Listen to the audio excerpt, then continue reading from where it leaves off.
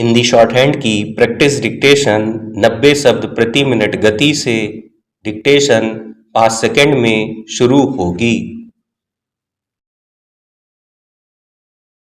Start. कभी कभी ऐसा भी होता है कि हम अपना स्वार्थ पूरा करना चाहते हैं और उसी से परमार्थ भी हो जाता है। बस शर्त इतनी है कि उस स्वार्थ का हेतु स्वयं के लिए कुछ पाने का भाव होना चाहिए, ना कि किसी अन्य से कुछ छीनने का भाव। ऐसा करने पर अनजाने में ही हम किसी और का भी भला कर जाते हैं। स्वार्थ और परमार्थ ये दोनों शब्द हमारे सामाजिक नैतिक विमर्श में प्रायः आमने सामने खड़े कर दिए जाते हैं। स्वार्थ को संकीर्ण, आत्मकेंद्रित और नकारात्मक माना जाता है, जबकि परमार्थ को त्याग, उदारता और उच्च नैतिकता का पर्याय समझा जाता है। यही कारण है कि स्वार्थ का उच्चारण करते ही संदेह की छाया गहराने लगती है और परमार्थ का उल्लेख होते ही आदर्शवाद का आभा मंडल बन जाता है।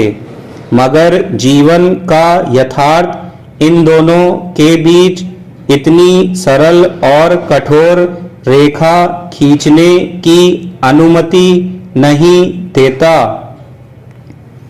दरअसल प्रश्न यह नहीं है कि स्वार्थ अच्छा है या बुरा, प्रश्न यह है कि स्वार्थ का स्वरूप क्या है।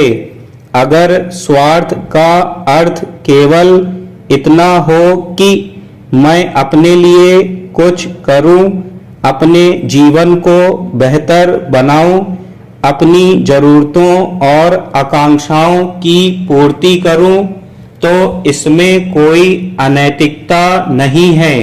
समस्याएं तब उत्पन्न होती हैं जब यह स्वार्थ दूसरों के हिस्से का अधिकार छीनने लगे, संसाधनों पर एकाधिकार जमाने लगे या किसी और के जीवन को संकुचित कर दे।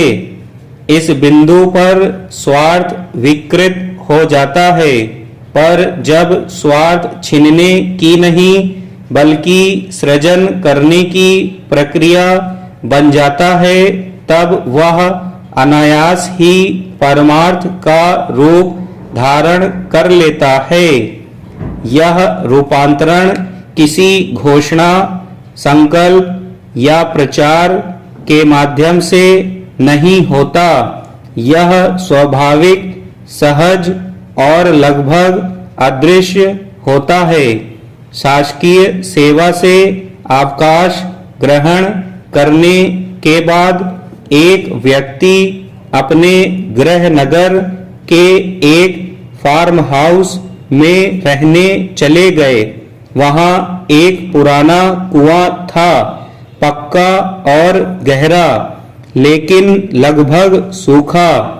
केवल वर्षा के दिनों में उसमें थोड़ा बहुत पानी इकट्ठा हो पाता, जो कुछ ही समय में समाप्त भी हो जाता।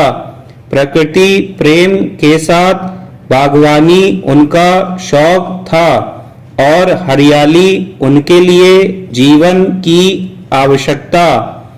मगर जल के अभाव में पेड़ पौधे मुरझाने लगे। चिंता स्वाभाविक थी।